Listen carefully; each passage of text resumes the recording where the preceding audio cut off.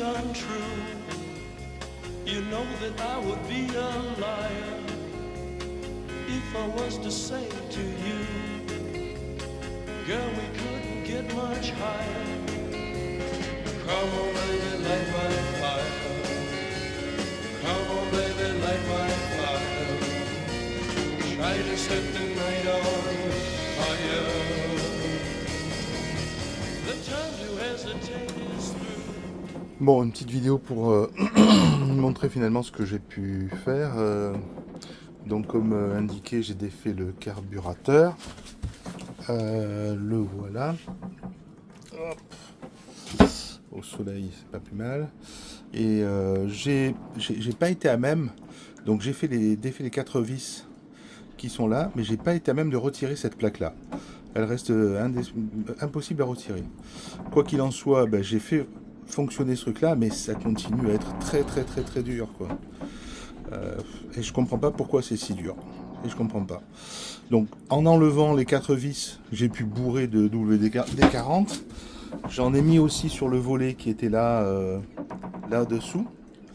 Le ressort, il n'est pas cassé, il n'y a rien du tout, hein, mais ça fonctionne un peu mieux. Mais d'une main, c'est difficile. Ça fonctionne un peu mieux, mais c'est loin d'être ce dont je me rappelle sur mon vélo moteur, quoi. Voilà, écoutez, je vais remonter comme ça pour voir si j'arrive à accélérer ou pas. Mais bon, ça me plaît moyennement. C'est pas top parce que voilà, j'accélère, hop, je relâche et ça revient pas. Et avec ça doit, hop, ça revient. Tout le nettoyage n'a servi strictement à rien, c'est-à-dire que j'ai le même symptôme, c'est-à-dire que quand j'accélère, ça accélère bien, il n'y a pas de problème, mais impossible de décélérer. Il faut que j'aille à la main et que je pousse ça à la main. Ah. Même là, j'y arrive pas. Bizarre. Donc il y a le mécano de Pythagoria qui vient de passer. Et il me dit que c'était un problème qui était extraordinairement commun à tous ces moteurs premier prix, comme le Suzuki 2.5, qui est une bonne marque, mais qui est premier prix. Et il m'a dit, voilà ce qu'on fait nous en général, voilà, on met un ressort d'un côté, ça va pas, je rajoute un deuxième ressort, et effectivement quand je ramène la poignée, ça revient bien, la vie est belle. Alors bien sûr, j'aurais peut-être des réglages à faire, parce que maintenant que j'ai tout bousillé des réglages, c'est peut-être pas bon, mais au moins quand je ramène la poignée, ça revient. Donc acte, il faut savoir que c'est commun apparemment. Voilà, très en retard, il est 10h du matin. Pas, c'est celui-là là-bas. Donc comme je devais m'y attendre, bien galéré pour redémarrer le moteur. Assez bizarrement, la moque, la coupelle qui est en dessous du carburateur était pleine d'huile. Donc je sais pas d'où elle vient cette huile, mais apparemment il doit manquer aussi dans la colonne. Et puis je sais pas si vous vous rappelez, mais j'avais mis des ressorts pour faire revenir le clapet d'accélération. Et ensuite j'avais dévissé le câble de la poignée. Mais certainement j'ai mal revissé le câble de la poignée, du moins pas à la bonne hauteur, ça fait qu'il était enclenché au maximum. Donc ça a été rigolo de démarrer avec le moteur à fond et compagnie, de mettre la marche avant, de venir jusqu'ici. Et le retour, je pense que ça va être aussi tout à fait rigolo. L'objectif là de maintenant, c'est que apparemment, donc là ils ont dit que c'était un spa ressort, je sais pas trop quoi, et que quelque part par là, il doit y avoir un arrêt de bus qui va me permettre de grimper au-dessus de cette colline. Elle n'est pas bien haute, hein, remarquez, mais enfin bon. Par la chaleur, je préférerais éviter. Et juste derrière, il y a le fameux Lindo qui est réputé dans le monde entier. Donc j'attends avec impatience d'y être. Alors j'ai essayé de prendre le bus, vous avez vu ce matin. Pas de bus entre 9h et 13h. Alors j'ai essayé de prendre le bus en haut parce qu'il y a une route en bas de la vallée qui fait tout le tour du haut de la vallée, c'est celle-là. Et il y avait 50 minutes d'attente. Bien entendu, j'ai fait la marche à pied. Le bateau est juste là derrière. La baie est assez magnifique d'ailleurs. Donc première étape, ça y est, j'ai passé le sas. Une petite grimpette, pas trop méchante, mais enfin avec la chaleur, c'est sûr c'est épuisant. Et puis une file d'attente, je sais pas, de 200 personnes peut-être. Ça avançait vite. mais quand même 200 personnes, je suis choqué. 12 € l'entrée, 6 € pour les vieux. Et là je rentre, c'est la première étape qui est là. Et l'acropole est là-haut, au-dessus. Donc sur un panneau d'indication, il disait que depuis tout temps ça a été un lieu de célébration et qu'ils avaient retrouvé des traces du 4e millénaire avant Jésus-Christ. Donc c'est vraiment, s'ils ont retrouvé 4000 ans avant Jésus-Christ, c'est que vraiment ça remonte à très loin, avant les Mycéniens. Et là donc c'est la forteresse. Go! Fatigué. Voilà, du plus haut de l'acropole de Lindo. J'ai pu faire décoller un peu le drone. C'est rigolo parce qu'en dessous, c'est tout creux. Ça se voit sur le drone. J'espère que ça sortira bien. Ça, c'est le 3e endroit où on peut effectivement venir jeter l'ancre. On voit qu'il n'y a que de tout petits bateaux. Donc je pense qu'il n'y a pas assez de profondeur. Ils avaient dit qu'il y avait... Là aussi, il y a un voilier qui est là. Ils avaient dit que c'était possible de rentrer dedans, mais donc ça va être rigolo à faire, parce que le passage, on ne le voit même pas, mais il doit être ridiculement petit. Mais après, on est 100% abrité, quoi. Voilà, on va faire le tour de l'acropole maintenant, à pied. Le placement est impressionnant. Quand on voit effectivement les différents temples, monuments qui ont été érigés par les dominants successifs. Ben oui, c'est impressionnant. D'autant plus impressionnant que la géologie est sympa, quoi. La petite crique qui est là en dessous, la crique qui est là devant en forme de cœur, l'anse qui est là-bas derrière. Donc tout fait que sur un lieu mythique, et sur ce lieu mythique, ils ont construit des monuments qui sont impressionnants. Là, le dernier en date, un des plus célèbres, c'est le temple d'Athéna qui est ici. Mais je vois qu'ils sont en train de reconstruire pas mal de choses qui sont là aussi. Il y a la présence byzantine qui est là derrière. Il y a les chevaliers de la table ronde, pas de la table ronde, les chevaliers tout bêtement, qui sont installés de 1300 à 1500 aussi, donc qui ont apporté certainement les machicoulis là-bas. Donc c'est très impressionnant.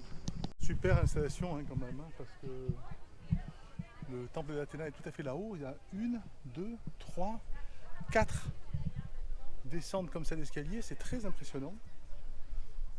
Très impressionnant. Encore toujours Et là on a la vue sur la baie, qui est magnifique. La petite baie là qui est devant, et puis la grande baie là-bas où il y a mon bateau. Très impressionnant. Et j'ai vu 2 fois la référence à la victoire de Samothrace du Louvre. Donc il faudrait que je pioche un petit peu, parce qu'apparemment il y a quelque chose à voir avec Lindo.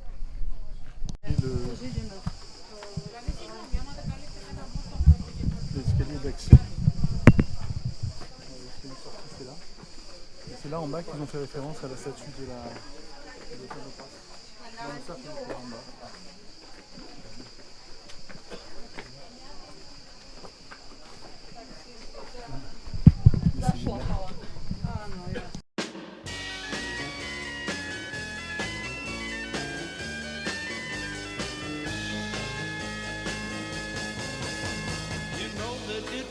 Untrue. You know that I would be a liar if I was to say to you, girl, we couldn't get much higher. Come on, baby, light my fire. Come on, baby, light my fire. Try to set the night on fire. The time to hesitate is through. No time to wallow in the mire. Try now, we can only lose, and our love become a funeral pyre. Come on, baby, light my fire. Come on, baby, light my fire. Try to set the night on fire.